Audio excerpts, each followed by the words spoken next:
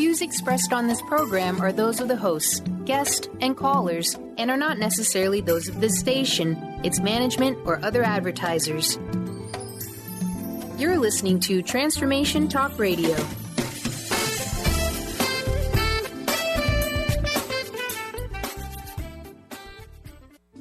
The following audio is via a Skype call.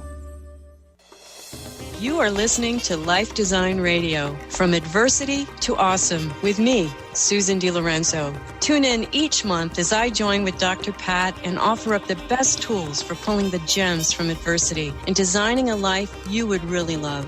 Have you experienced adversity in your life? Are you ready to leverage it and create a life you really love? No matter where you are in your adversity story, the topics on Life Design Radio are here to inspire, reassure, enlighten, and motivate you. Why wait? Let's get started. Hey, everybody. Welcome, welcome, welcome. I'm Dr. Pat, and I am here with Susan De Lorenzo. And for those of you, Susan is the host of Life Design Radio. I get to sort of MC this with her, co-host with her, because what does her path really say to many of us that have been here and have taken on what it's like to be in the storm? Now, many of you have heard the show. You know what her journey is a bit about. You're going to hear more about it today. But are you sensing a storm is either coming your way, or are you in the middle of what you would classify as a storm? For those of you, for many of you, let's just say, Susan has been out in the business world for over 2 decades. And, when I think about that, what is the toll that takes on you, especially if you're like her in the financial industry? What is the toll that it could take on you if you don't have the tools, if you don't know where to go, if you don't know what to do? But what happens when you are empowered and enabled to say yes to your deeper calling? How does that look? What does it feel like? Is it the slide and glide of life? Or do you have to face yourself more deeply, more clearly, more directly, more authentically than you've ever done before? But, as an 18-year plus survivor of invasive breast cancer, there is much for her to share. And the much that she's sharing today is what happens when you are in the storm. What happens when you can feel the eye of the storm? What happens when that moves through your life, unlike anything you've ever seen before? And so today's show is holding firm in a storm. Susan, great show, great topic. And I would venture to say that given the latest statistics on anxiety right now, and anxiety pretty much across the board, young people, by the way, leading the group with rates of anxiety, that this is a perfect show to address what's going on energetically in our culture. It really is, Dr. Pat. And you made a great point just now about young people. I'm actually getting quite a few more young people as clients because of the tools that we can use to sustain ourselves through all these rough rides, that especially when they're going through such tough times. So I am really ready to dive into this one. It is something you and I have both been through. We know that phrase, into every life some rain must fall, and who doesn't have some adversity in their life? But, we're using the analogy of a storm, this deluge of tragedy and trauma. And what can we do to sustain and support ourselves in the midst of these dark nights of the soul? Yeah, let's set the stage for this so that you can rock on with everybody here, because I want you to be able to share this story uninterrupted. Okay. Let's start with the pinnacle of storm awareness. Yes. Yes. Yeah, it's harder to detect than people think. And let me tell you why. I had a friend, please don't email me about what I'm about to say. I do not believe throwing frogs in burning water. But there is this expression that I relate to. Yes. It's horrifying to think of it. So my mom from the South had this expression, and she used this on us kids from a long time. And honestly, it wasn't until I was like 41 and had her over Linda's for Christmas that she explained it to me. And then she said to me, someday, Pat, I won't need to explain it. So wow. her analogy was, look, here's what you're really dealing with, right? Think about a frog. If you take a frog and you put a frog in boiling water, you will jump out. And she went on to talk about her life like that, right? Where she had those experiences. But she would talk about her own life. First child at 12, second at 13. Wow. She said, my life wasn't quite like that. Mine was more like you put the frog in cold water, and every day and every year and every decade, little by little, the heat was turned up until I found myself completely burned out. Yes. Those are the two aspects of storm. So how do we deal with both aspects? And later on in the show, you're going to talk to us about how you help people recognize this. Yes, that sounds great, Pat. And very much like that story you shared with your mother, I think that the cancer diagnosis was when the water started to boil. Before that, there was just never enough of me to go around. Yeah. And I went from a point where I first got that diagnosis, like everyone, you're just plain shocked and numb, and you feel just this absolute surprise, even though if you look back and go, wow, how could I not get cancer? I went from immediately thinking I was going to die. My mother's mother died when she was 18 months old, and I had an 18-month-old son. So it just clicked in me, oh my God, he won't even know how much I loved him, how much he won't even remember me. So I went from this to just being downright annoyed that I had to go through it. Just really like, are you kidding me? I've got way too much to do in this stupid cancer. There was a book out at the time called Breast Cancer? Let me check my schedule. And that was definitely me. And you would think, as the daughter of a mother who also had breast cancer at the same age in the same breast, that I would think, oh yeah, maybe I have a chance of getting cancer too. I never thought that way. I thought, hey, we don't look alike at all. I couldn't get cancer. And so here I come to learn I'm going to have surgery. I had to have 4 surgeries. By the time we got to the 4th one, it was a mastectomy. And then I went on to have chemotherapy and radiation. This took about a year. But when I first heard about especially the chemo, I said, I don't want to do this. And I thought about everything, the hair loss, the sickness, all of that stuff. And I remember my mate at the time said, well, you have to. And ain't that the truth? Even if I picked another form of treatment, I'd still have to face cancer somehow. And it's just something we're all left with. No matter what, we're in it. We don't have a choice. We try to resist it. We try to fight it. And that doesn't work, does it? It just makes us more crazy. Yeah. So anything that I was thinking I had to do or was looking forward to doing was just being all taken away from me. Mm-hmm. And my world had shrunk down to just me and this disease and all the yucky things that went with it, the surgery, life without a right breast, chemotherapy, losing all my hair, the pain, exhaustion, and chemo brain, everything associated with this kind of treatment, and finally, extreme loneliness. I was alone a lot in my home. I couldn't take care of my son. I wasn't strong enough to be able to care for him, even though I was home. So he was taken away to daycare every day when I had chemo, and I would just have to, I couldn't watch TV, I couldn't focus, and I felt majorly entitled to a pity party. And I don't blame you. Yeah. I mean, because those of us that have gone through chronic illness, let's call it, or diagnosis, it's hard unless you've been there to explain what that's really like. I mean, I know you're talking about it post. Yes. But in it. Those moments in it, what did that feel like? Well, I I just, like we said, I resisted. And then I finally came to a level of acceptance. Okay, this is really happening. And that allowed me to focus on what I could do to cope and support myself while my world was shaking. And it began with allowing my feelings rather than stuffing them down, as I had done for years, which I believe made this disease welcome in my body.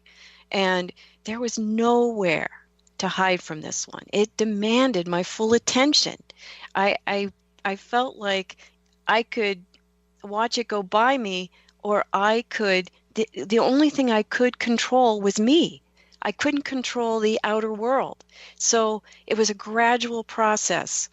But I began to pull together supportive and informative literature. I had bought myself a journal, which I hadn't done in years. And finally, I allowed others to help me. Now, if you knew me at the time, I was the one, oh, that's okay, I'm fine, blah, blah, blah. I was often refusing help and offers of kindness from others because I felt like, oh, it'd be really inconvenient for them. Yeah. They're just trying to be nice. Yeah. Anybody else see themselves here? So more filtered in as I processed what the next steps would be in my treatment and my health journey. So I began to take this on as a journey, as if it were a new project to manage, because I was a control freak. And so even though I couldn't control much of what was happening to me and my body at the time, I was really drawn to creating a haven for my storm. And it was really through self-care and compassion and faith. I just wanted to be okay through this. I was just trying to make it so I would be okay while all this was going on. It doesn't mean that I didn't fall to my knees and cry at times. I mean, I really went through some really nasty emotional stuff too with this. Yeah. But I came back to the center. And, you know, when we continue, I will just share a little bit more about the tools we can use, the big one being faith. A lot of people can shy away from that word thinking it's a big religious, you know, dissertation I'm going to give. But It's about this spiritual connection we can call upon. Yeah. I mean, and faith really has a broader meaning. I mean, when we're talking about faith, we often talk about whether or not we trust, we believe. You know, when I actually teach faith in a seminar, and what I talk about is looking at faith and measuring it by the strength of your conviction. And what that means is, in the scheme of things, and you're going to talk about this when we come back, Susan De Lorenzo, everybody, is that if we say on the one hand, we absolutely believe in fill in the blank, and then the next thought we have is, but what if? What does that do to faith? Faith, just the way George Michael used to talk about it. When we come back, you think you have to take the walk alone. Even if you're in the middle of the storm, you don't know what to do. You're in the middle. You don't know what you're going to do, but you find yourself alone, like many of us have found ourselves alone. What is one of the hardest things that you are faced with? That is asking for help, sharing your conversation, your journey. When we come back, Susan's going to tell you how she did it and how she helps others do it. We'll be right back.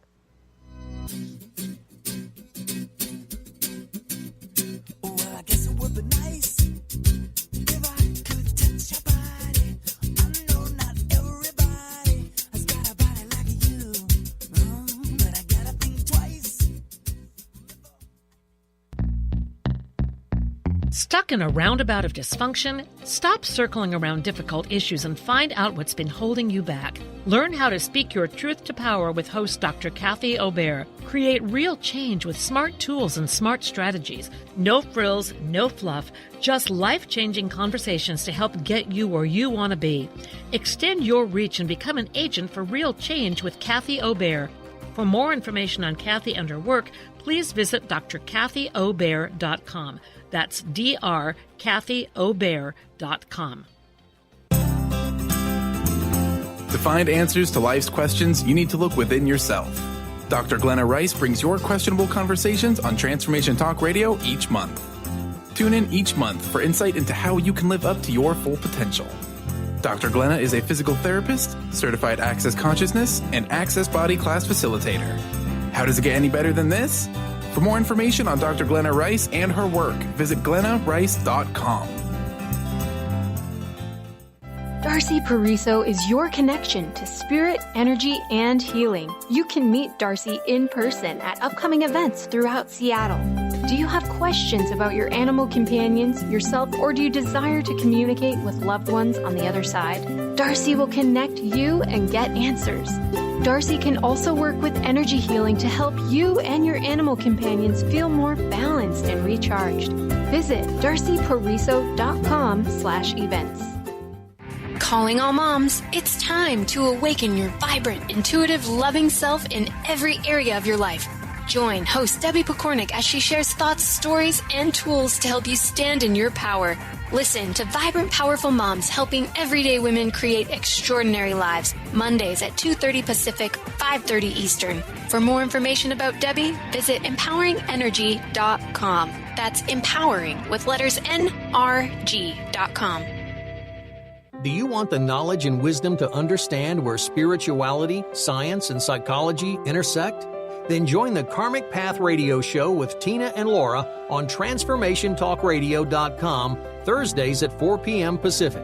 Follow this charmingly, disarmingly dynamic duo as they explore how psychic ability, spirituality, and karmic law tie together. For more information on Tina, Laura, and their groundbreaking work, visit thekarmicpath.com.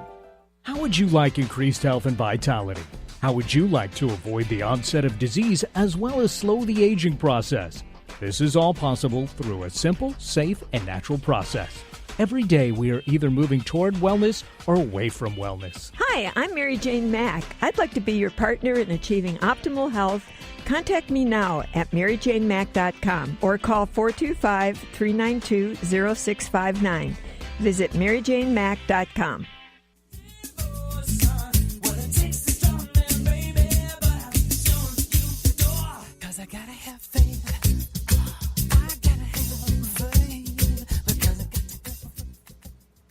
George, I could see you dancing around singing that song just like it was yesterday, honey. We miss you. We miss you, George. We miss you. Yeah. And, you know, for him, he really took his journey, I think, alone. And he didn't have what we're talking about here today.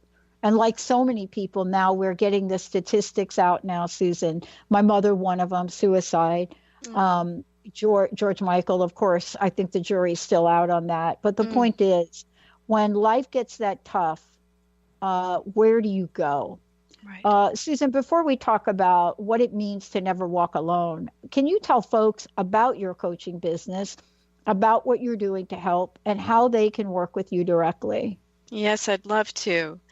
My favorite client is a client who is coming out of adversity and is ready to move ahead using that adversity as a launch pad to design a life they'd really love. And we take a look at where you've been, where you want to go, what's calling to you, what's the longing, what's the discontent. And we weigh those into a vision.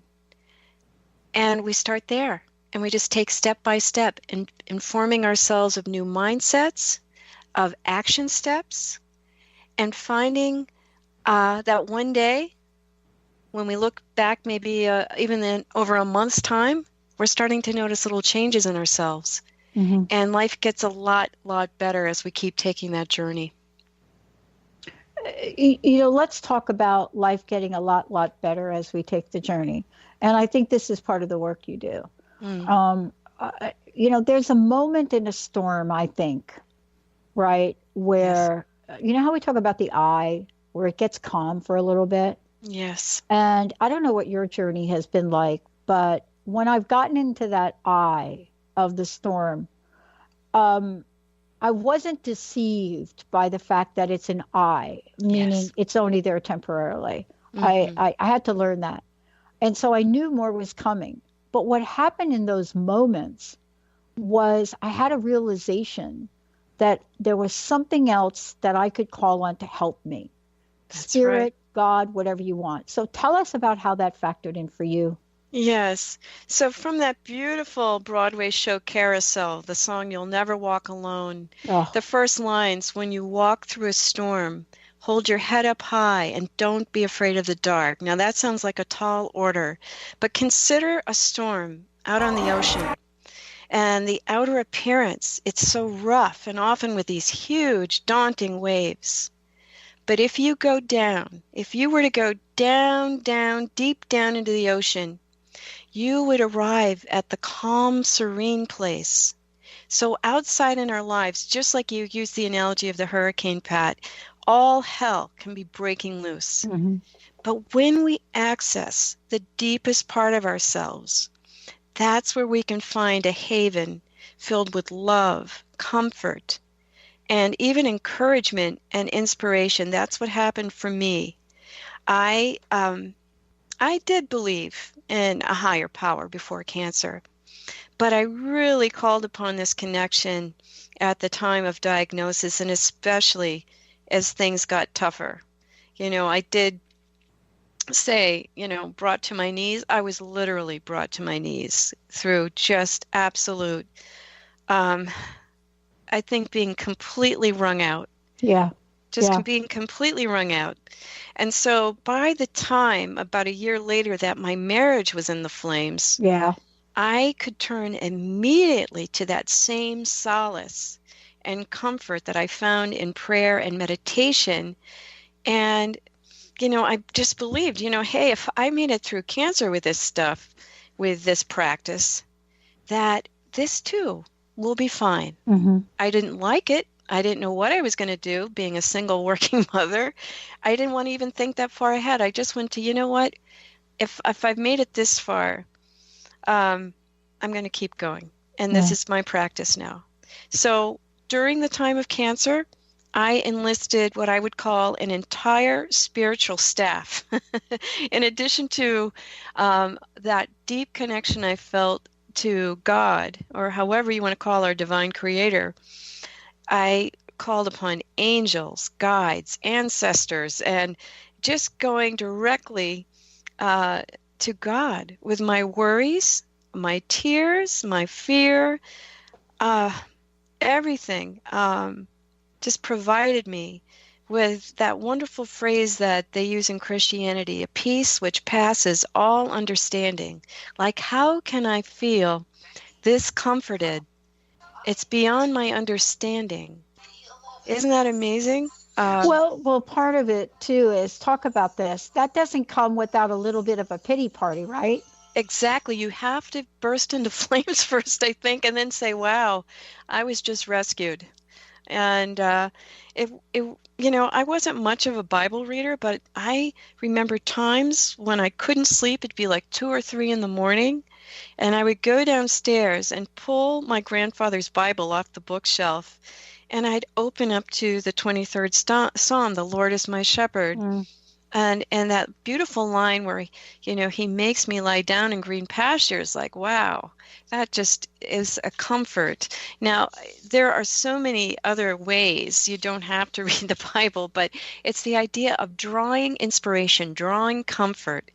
And I also wanted to mention, listen, it's not inauthentic to begin to pray or meditate, even if it's right during the troubled times. Even if you've never done it before, there's something just so very conversational that happens in a prayer. It's not like you have to find one that you can read out loud.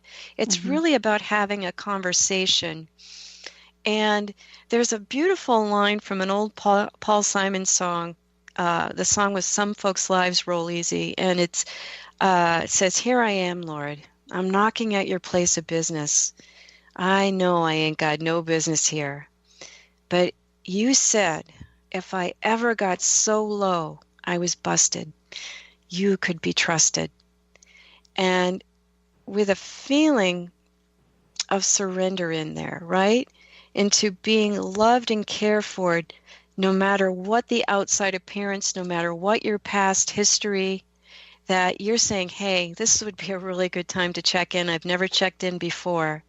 And there's no Well, the way I'll put it is there are many ways to pray. I just usually begin as if I'm talking to my dearest friend, someone who loves me no matter what, and I just lay it all out. And I just have a conversation like, this is what I need, this is what I'm afraid of.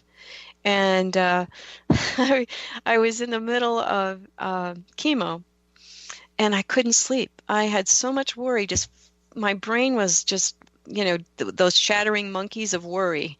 And I had chemo in the morning. And if my blood counts weren't a certain level, I couldn't get the chemo. And then my chemo would be pushed off, which meant that the end of this chemo journey would be pushed off as well. And I was living for the month of May, because I knew then it would be all over. So I had already pushed it back once by this point through not being well. And so I couldn't bear the idea of it happening again. So after much tossing and turning, I just called out, God, you got to take care of all this, because I got to get some sleep.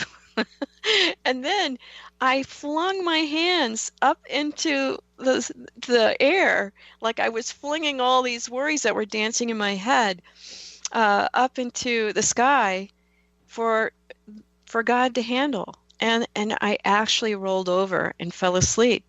And now that's probably not an amateur move, I would say, because I had practiced on seeing that things were being taken care of as I prayed. One of the things I want to talk to you before we go to break is a prayer that I learned. And that is, I got a book by a woman named Deb Engel. And I've talked about this before, how I thought the book was a joke, really. I got the book. The title of the book was The Only Little Prayer You Need.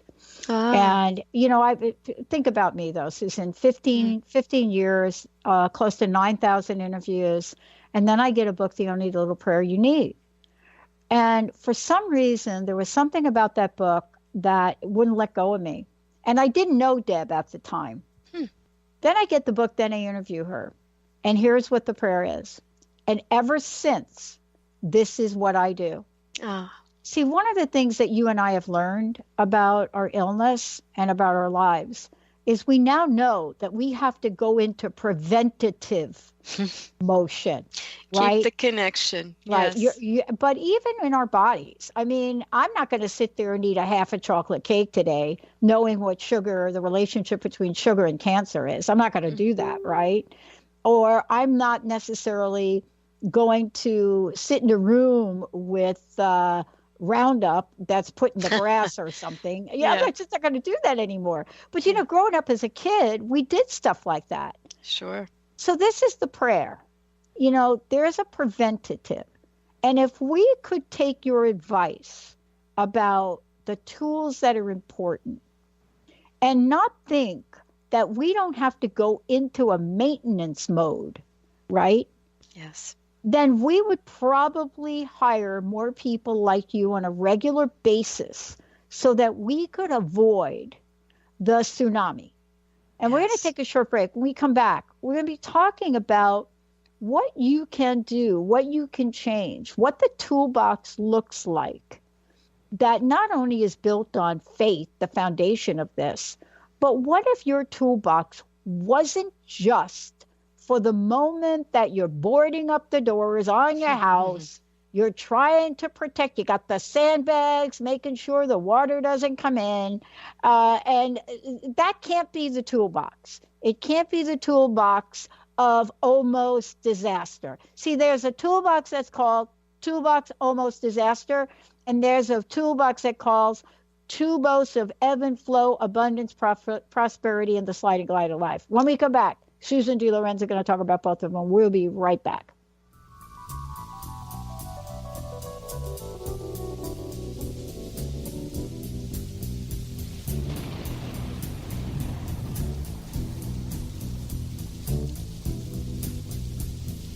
Riders on the storm.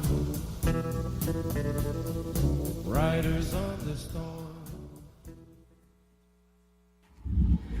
Hey everyone, I'm Dr. Pat. Please write this date down. Friday, April 26th from 3 to 7 p.m., the grand opening of Holistic IV Lounge, brought to you by Dr. Darvish and the team. Join us for an afternoon of celebration, special guests, raffle baskets. And by the way, your B12 shot or maybe your acupuncture treatment, maybe some reflexology, call 425-451-0404 and RSVP.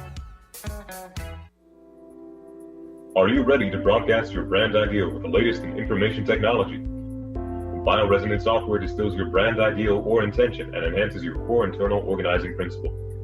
This has a tremendous impact on your organization's alignment as well as the behavior, satisfaction, and the retention of its employees.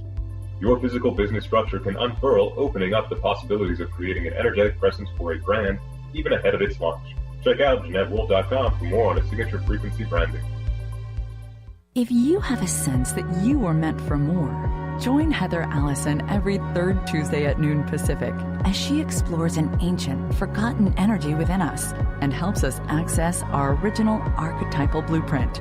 The Golden Path will help you remember the key to unlocking your life, love, success, and magic you were meant for. A key to unlocking your golden path.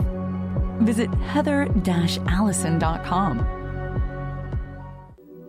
Have you ever wondered if there's a way to heal the deep, hidden inner issues, wounds, beliefs, and traumas? The journey into spiritual healing engages people in all areas of their lives to heal themselves and others. Tune in each month on Transformation Talk Radio as Dr. Jaffe brings conversations of healing of body, mind, and spirit as he merges the excellence of traditional medicine with the beauty of spiritual healing.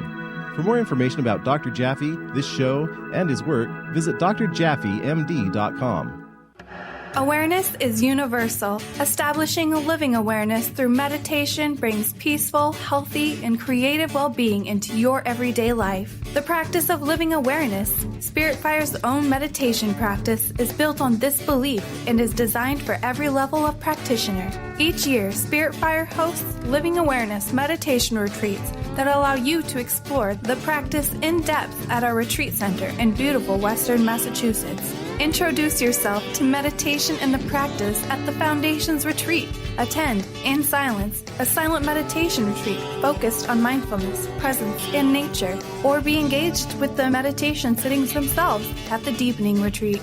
Start adding to your awareness and attend a meditation retreat designed to cultivate consciousness in your everyday life. For details on attending a Living Awareness meditation retreat, visit upcoming events at www.spiritfire.com. Into this house we're born, into this world we're thrown, like a dog without a bone. Oh my God, I was so in love with him. He was a naughty boy. Kidding? I was just like, God, it seems like yesterday for me, taking me back to those times. Holy cow. Wow. Look, Susan, before we talk about this toolbox, right? You know, and the many, many faces of it, right? You know, 50 shades of the toolbox you need for an amazing life, right? So, you know, one of the things that I want to make sure people get is how to contact you directly, how to find out more about you, and especially how to work with you. That's great. So best place to get to know me is my website. And you can message me there too. It's www.susandelorenzo.com, all one word, SusanDelorenzo.com, and email me, Susan@SusanDeLorenzo.com.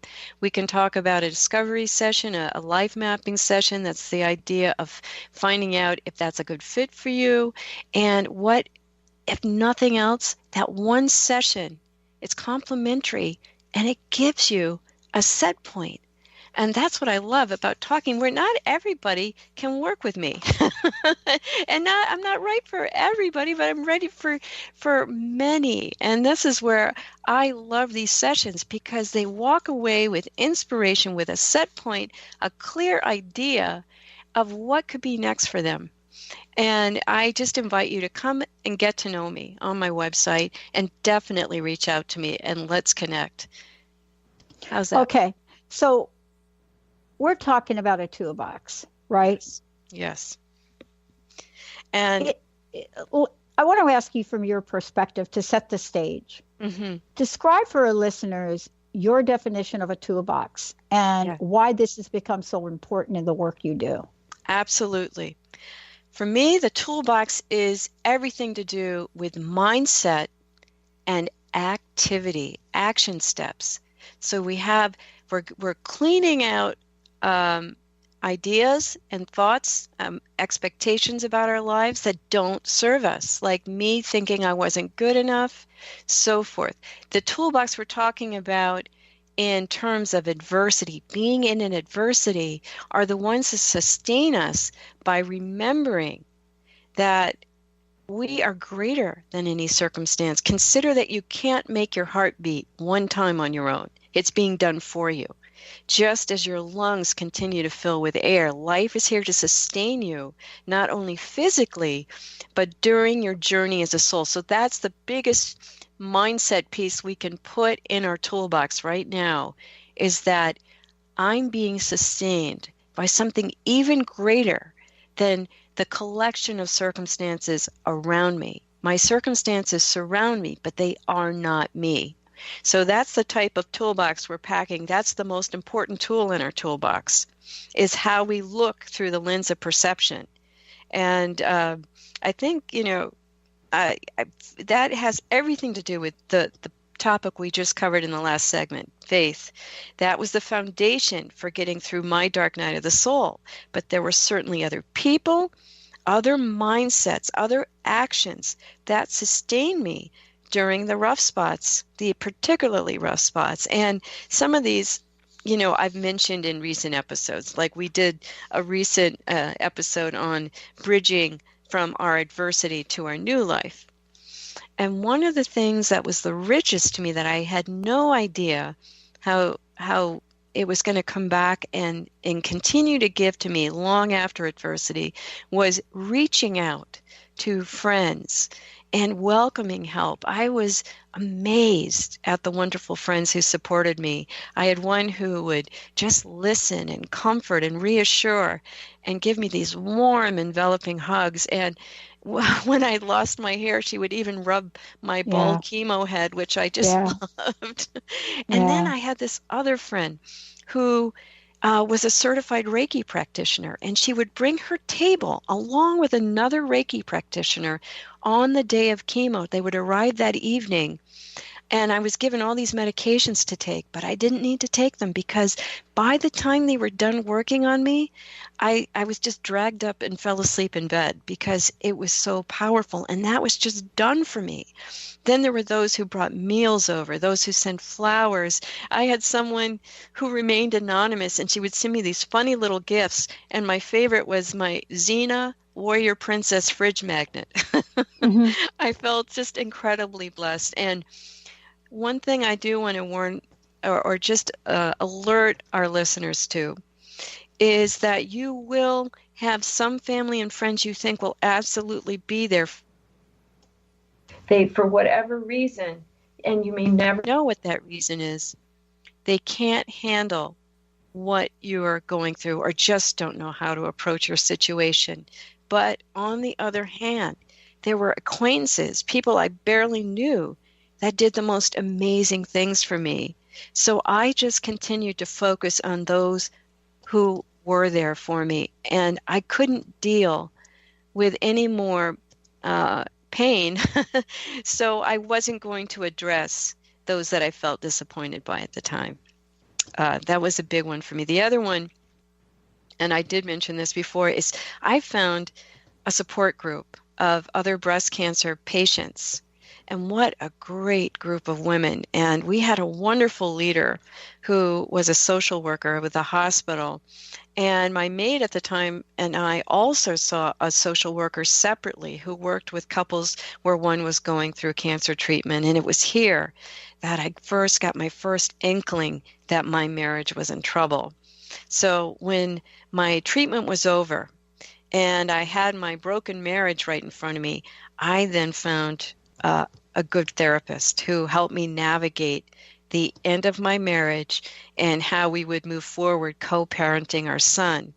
So this I want to also just give a little side note on, is that it can take some research and even experiencing some poor fits before you find the right resource, the right person in this case. But do keep trying until you feel heard and supported. You have a choice, and you want to find the greatest resonance, like I did with that support group, and like I did with the therapist. That it just takes some work, and you can have people who help you get to the right resources. You don't have to do that on your own as well. Another one. Oh, go ahead, Pat. Well, I think I want to just pause for a minute. Most of this people are probably going to want to contact you and talk to you about. So, I mean, these are the kinds of tools that if I'm listening, I want to have a conversation with you and try to find out, what do you think might be perfect for me? And so you're available for those kinds of consults as well. That's right. That's Perfect. right. Even if I can't help the person, I'm able to definitely help with resources as well.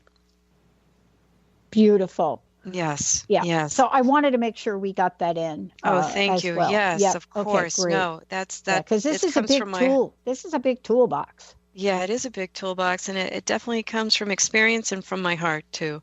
Yes. Finding supportive literature.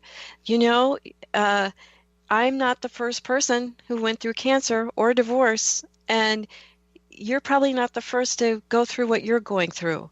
So other people have come before us, and this literature that I found and connected with really helped me understand what I was facing and that I wasn't alone, that somebody else knew exactly how I felt. And reading books by others who have gone through what we're facing can be so very helpful. I could see that these experiences were actually common and had been experienced before. And they also had suggestions and ideas that I would not really have known about, that it was my way of putting me back on a trail of action, of self-help.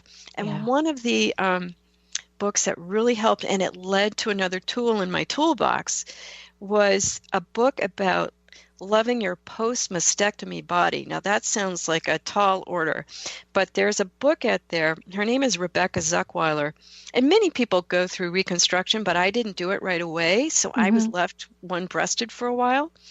And she talked about the use of visualization before surgery. And before anything, you could do this. But I learned to use visualization to create how I wanted my surgery to go. And she talked about using phrases as we're using visualization, hearing the words, "She's doing beautifully. Great work, doctor." So during these times when we really feel like we have no control, like on an operating table, visualization is just a great way to feel like we have a say in how things are going to go. And I've used this to this day in my life, even before going and speaking in public, doing the radio shows, whatever, it can be used for anything, but certainly as you're in the middle of a story, consider how you want to visualize the help you're getting, how it's going, how it's sewn up into something beautiful. And you don't have to have all the detail, but it's the feeling you're bringing to it as well. It's not just a visual thing, it's a feeling tone thing also. Music was another great way that I brought comfort and beauty into my life when things felt so dark and ugly, especially during the first 5 days of chemo. It would be next to impossible to read or watch TV. I just couldn't focus like that. So I would just lie in bed and I'd listen to this beautiful etheric music, and it felt like I had angels in my room. And I just wanted to share a wonderful program that my friend and colleague, Dr. Brigitte Tan, has called Dance Away Sadness, which is the same idea of using music but also adding dance, and it works with people who are grieving or overcoming some deep grief. She has a website and this is all one word, from grieving to joyfulliving.com, and you can find out more about tools in that arena as well. But the idea also of being in nature or experiencing beauty, whether it be through the beauty of nature or through art and design, these are all very sustaining and uplifting. And these are things we can give ourselves when we are alone. We can give them and reach out and find literature, music, art, nature. How about a loving pet? These are wonderful things to have in a storm. Part of this too, and I want to just say, we're going to go ahead and skip the break because this is a great segue to really talking about the realization. Now, I don't know when it happened for you. I can't remember. I think I remember sort of the time frame it happened for me, when there was a realization that I was stronger than I even knew. Yes. And it was kind of an awkward moment, the realization. It was one of these situations where, you're hearing something that's not the best news, or you're in a situation where you're going to have to walk away from your life's work, your passion, in my case, the radio show, the network, and something takes over that's indescribable. For you, what was that like? And I want to comment on something else. I know there's an expression that is also out there that I've heard growing up is, honey, don't worry, it's going to get worse before it gets better. Yes. And hence, you and I both had the same experience, is that when I was at the worst of my healing journey, that's when the divorce question comes up. That's when the I'm called to be alone. That's when the, I didn't sign up for this. Yeah. And so we have to know that, to manage our expectations. And sometimes we have to realize that this is a solo journey with outside help. You can get outside help. So what did you learn about being stronger? There is a great phrase by Eleanor Roosevelt, very similar to what you were just talking about. A woman is like a tea bag. You never know how strong she is until she gets into hot water. And that is true for all of us. I don't want to just, segment out the women here. That's going to be true for all of us. Yeah, it is. And much like your phrase about it's going to get worse before it gets better, I had a cousin from the South that when she learned not only was I finishing up cancer treatment, but that my marriage was now coming crashing to an end. And I could just hear her Southern drawl saying this to me. She wrote in this email, well, they say God only gives you what you can handle. Oh, yeah. And he must be proud of you, Susan. Yeah, I heard that too. Right. And that just uplifted me. How did that work for you? I howled. I thought it was great. And hey, any chance you get to laugh, take it, when we're going through this stuff. But seriously, you don't know how in the world you're going to make it sometimes. And I mean, we've all wondered that. I did, Pat had. And yet our eyes opened again this morning, right? And they opened again each moment in that horrible point I was in. Like my eyes just kept opening. And not everyone's did today, did they? Not everyone's did, but ours did. So that just tells me right there, we're here for a reason, even if it's not clear right now. And there's a level of trust we can put in that, even when we don't know what that reason is. And I love to say, hey, you know what? The personality of Susan De Lorenzo here would never say, I could really use some personal growth. I think I'll order up some breast cancer and top it off with, how about divorce? Yeah. And I mean, I would have run for the hills. There's no way. But hey, on a spiritual level, as I moved away from these nasty events, and I want to make that clear, I wasn't in the middle of this going, hey, yippee, personal growth. I just know I could experience and note the positive changes as I moved away. And then, the recognition of growth came as I moved away. You just don't have it when you're in the middle of it, like that storm whirling while you're in the eye of the storm. And so I just kept taking the next step. And that's all we can do, really. I mean, we could stay where we are, but it just doesn't feel good, folks. I mean, No. take a check in on that one. But we never have the entire roadmap, even when we think we do, because things continue to change. And it's based on how we respond. What are we, are we going back to an old pattern reaction? That's something that can happen during these dark times, but we can actually make a conscious choice as to how we will respond. There's an inclination that may be there to go to our regular reactive patterns, such as fear, anger, resentment, self-judgment, or something I used to do and still have to watch out for, numbing ourselves out through various means, like buffering ourselves that way. Yeah. Even after all these reactions, even let's say we just ran the whole gamut of this, there's still the choice that we can make to try something else that supports us with love, care, trust, and faith. And that's my wish for us all, that even when we go back to the old reactive stuff, we hit the pause button. I mean, just pop your hand on your chest when you catch yourself and say, pause it here. Okay, what can I install here instead? What can I do? Can I go out for a walk? Can I call a friend? Can I pick up a book? Can I turn on some beautiful music? That is an opportunity. Nothing lasts forever. If you look back over your life, you see that periods came and went, right? To be replaced by another scenario. There are many seasons to a life. This too shall pass is a phrase that lets us know that we should hang on and walk through the storm, because it's true. You'll never walk alone. You'll never walk alone. And think about this in nature, Pat. Yeah. We can witness resilience in nature, witness a forest fire. What happens after all those trees burn? New growth. Think about a sprout that finds a crack in cement and pushes through the cement and grows this funny little green thing coming through a sidewalk because it found a crack of light to push itself to do.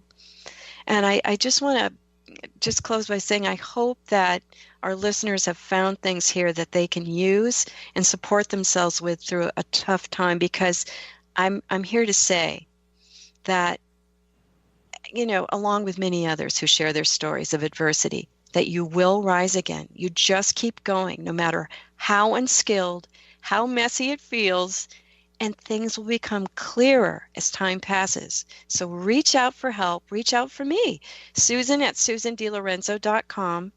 And those of us who have overcome adversity and gone on to live lives that we love do not have anything more inside of us than you do.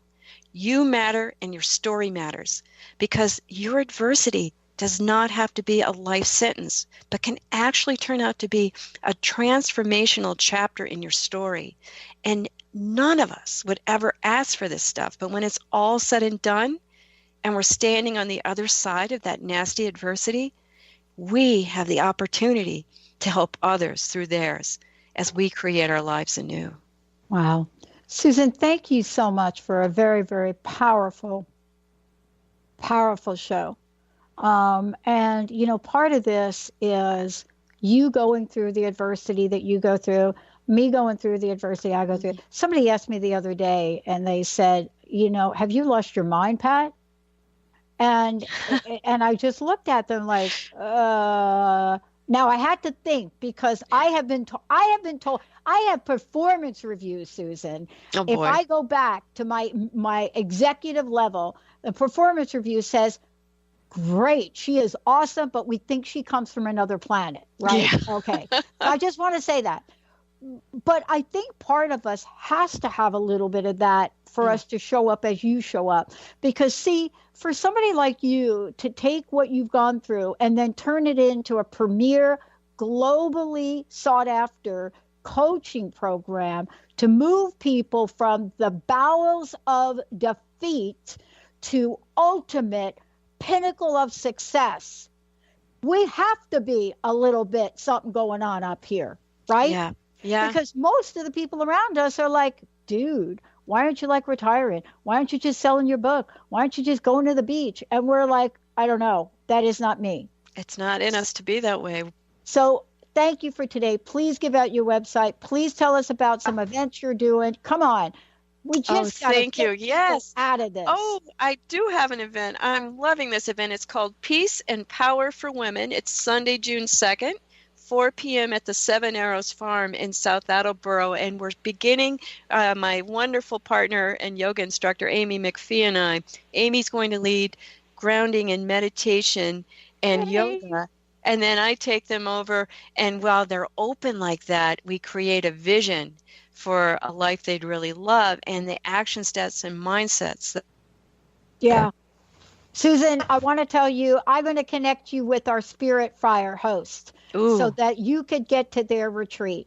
But I want to tell you, just go to Susan's website, SusanDeLorenzo.com. And Thanks, remember Pat. this, the storm is not your identity. Yeah. The storm passes. How quickly it passes, well, that's how soon you work with Susan. That's how quickly that'll pass. Susan, thank you for today. Thank you, Pat. Have a great one. Thank you for listening to Life Design Radio, From Adversity to Awesome, with me, Susan De Lorenzo. Tune in each month on TransformationTalkRadio.com as I join with Dr. Pat and offer up the best tools for pulling the gems from adversity and designing a life you would really love. No matter where you are in your adversity story, the topics on Life Design Radio are here to inspire, reassure, enlighten, and motivate you. For more information on life design coaching with me, or to listen to this show again, visit SusanDeLorenzo.com. The preceding audio was via a Skype call.